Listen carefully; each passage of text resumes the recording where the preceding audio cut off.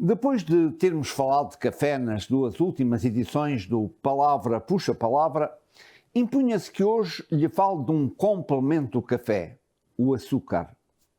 A larga maioria do açúcar que consumimos deriva da cana-do-açúcar e é, portanto, natural que dediquemos a esta planta os próximos minutos. Eu não sei se sabe, mas a cana-de-açúcar surgiu inicialmente na Ásia, mais especificamente na Índia, onde desde a antiguidade é produzido o açúcar. A Europa, essa vai levar muitos séculos depois ainda a adoçar a boca quase exclusivamente com mel, pois o açúcar era desconhecido na Europa. Os indianos, por volta do século V a.C., já conseguiam fazer grandes cristais de açúcar como se fossem verdadeiramente pães de açúcar, o que facilitava o seu transporte e a sua comercialização.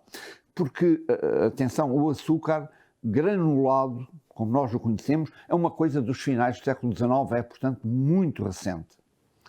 É, pois, a partir da Índia que a cana-do-açúcar se vai difundir para a China, isto bastante mais tarde, já no século VII d.C., mas foi durante muitos séculos uma cultura de acesso limitada e o açúcar uma mercadoria rara.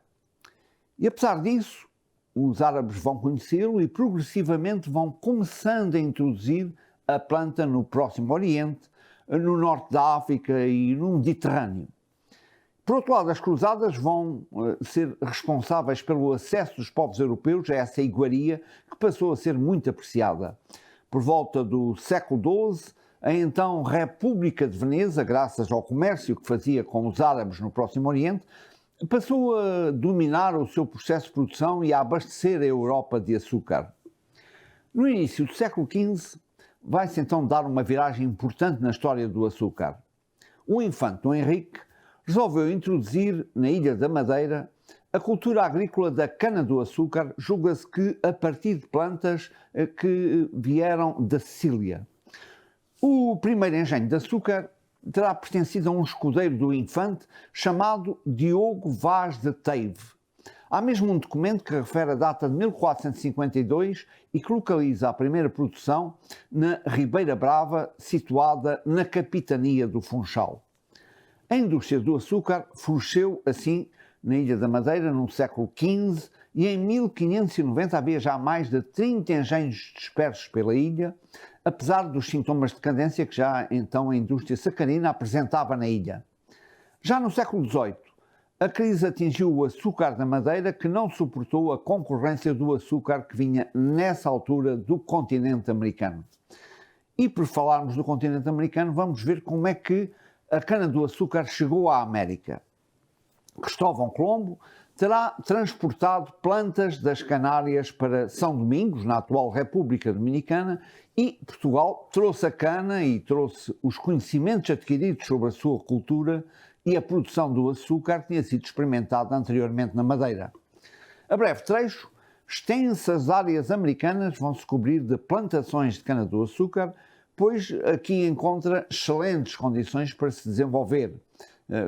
E quando o sonho do Império Português do Oriente ruiu e as especiarias deixaram de dar a riqueza almejada, foi para o Brasil e para a exploração do açúcar que se voltaram as atenções portuguesas. Portugal apostou decisivamente nos solos férteis e no clima quente e úmido do Brasil para ali instalar plantações gigantescas de cana cultivadas com mão de obra escrava, e a aposta foi bem sucedida do ponto de vista financeiro. Vai assim começar aquilo que chamamos o ciclo do açúcar entre os meados do século XVI e os meados do século XVIII.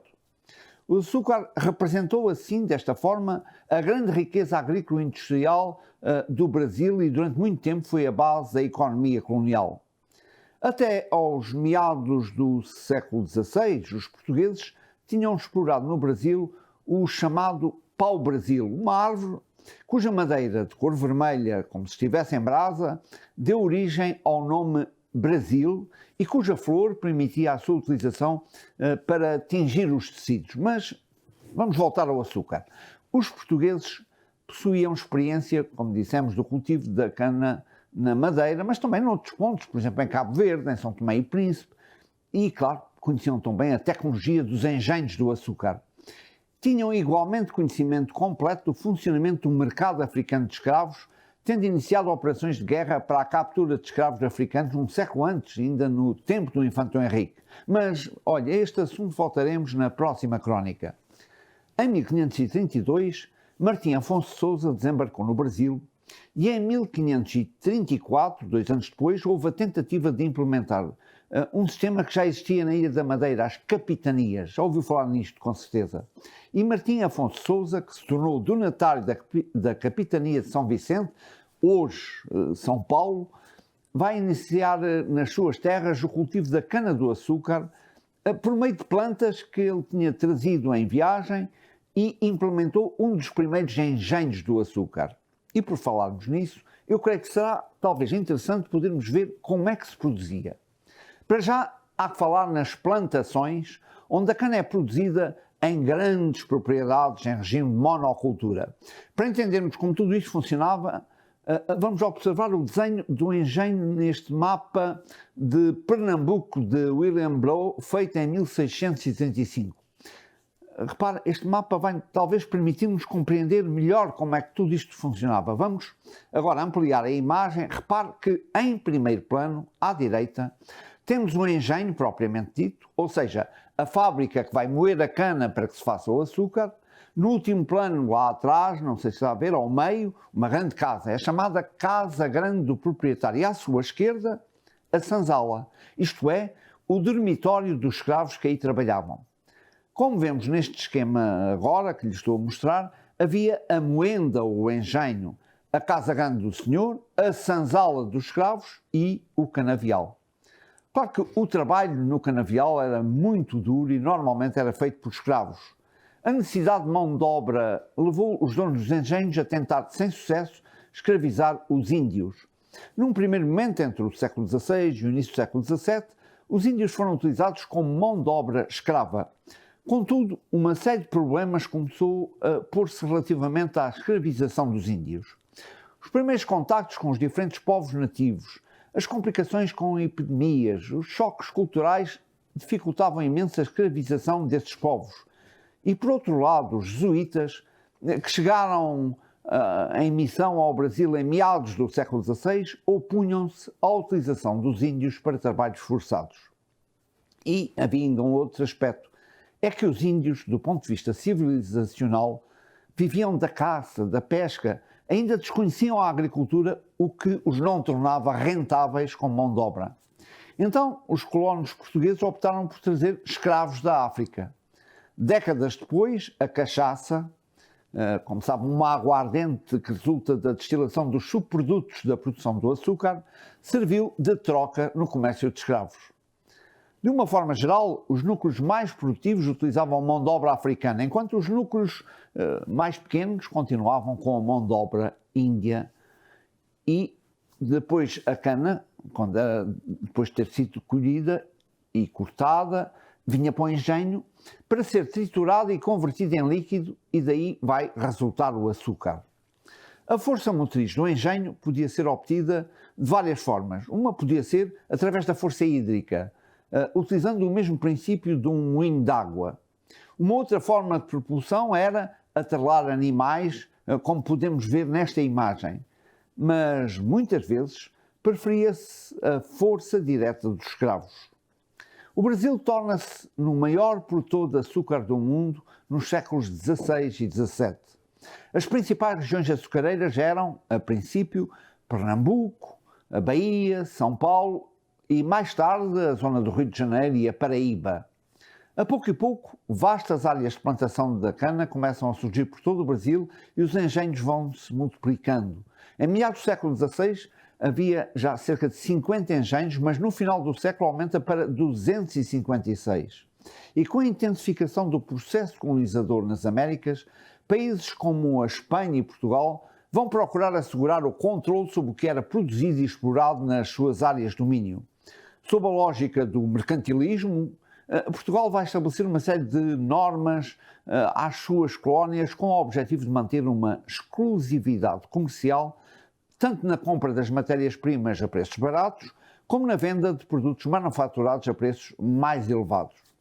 Esse conjunto de normas, de regras, ficou conhecido como o Pacto Colonial. Ora, o Pacto Colonial impunha que o Brasil só podia fazer comércio com Portugal, não devendo concorrer com produtos que fossem produzidos em Portugal. Portanto, o Brasil não podia produzir nada que Portugal produzisse.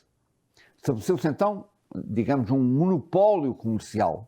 O Brasil vendia metais, produtos tropicais e subtropicais a preços baixos, estabelecidos esses preços por Portugal, e, em contrapartida, os colonos portugueses no Brasil compravam os produtos manufaturados, na sua maioria importados da Inglaterra, e escravos, igualmente a preços bem altos, garantindo assim o lucro de Portugal em qualquer uma destas transações.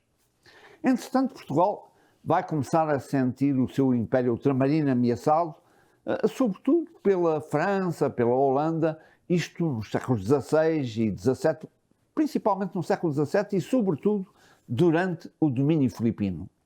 E é assim que, em 1687, os holandeses conseguiram estabelecer-se na capitania de Pernambuco, controlando a produção de açúcar naquela região. Entre 1645 e 54, com a insurreição pernambucana, os portugueses vão retomar o território, expulsando os holandeses do Brasil. Mas os holandeses vão então dirigir-se para as Caraíbas, com o objetivo de aí instalarem as técnicas de produção de açúcar e diminuírem assim a dependência em relação ao açúcar brasileiro. E por outro lado, durante o século XVII, os franceses e os ingleses também vão reproduzir a iniciativa holandesa nas Antilhas, fazendo com que o açúcar brasileiro perdesse significativamente a sua competitividade. Entretanto, no Brasil, outro ciclo económico irá começar, o ciclo do ouro. Até ao século XVIII, o açúcar era considerado como um artigo de luxo na Europa, tornou-se então muito popular nesse século e tornou-se artigo de primeira necessidade a partir do século XIX. Esta evolução do gosto e o facto do açúcar se tornar um ingrediente básico trouxe consigo grandes mudanças sociais e económicas. Estou, por exemplo, a pensar que a mistura étnica atual de muitos países, criada nos 2 últimos séculos, teve entre as suas principais razões o açúcar. O Brasil é atualmente o maior produtor e exportador de açúcar do mundo, com os menores custos de produção em consequência do uso de tecnologia de vanguarda.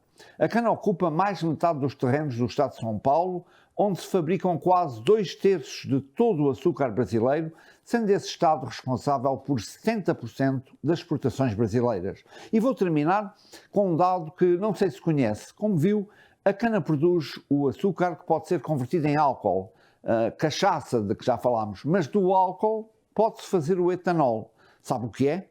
Um combustível feito a partir do álcool extraído da cana-do-açúcar e que pode assim substituir a gasolina. O Brasil é o segundo maior produtor mundial de etanol combustível e até 2010 o maior exportador do mundo.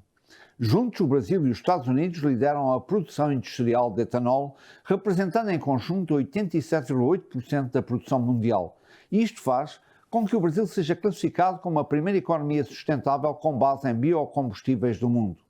Mas o tempo esse não foi parando e nós despedimos já. Até ao próximo Palavra Puxa Palavra.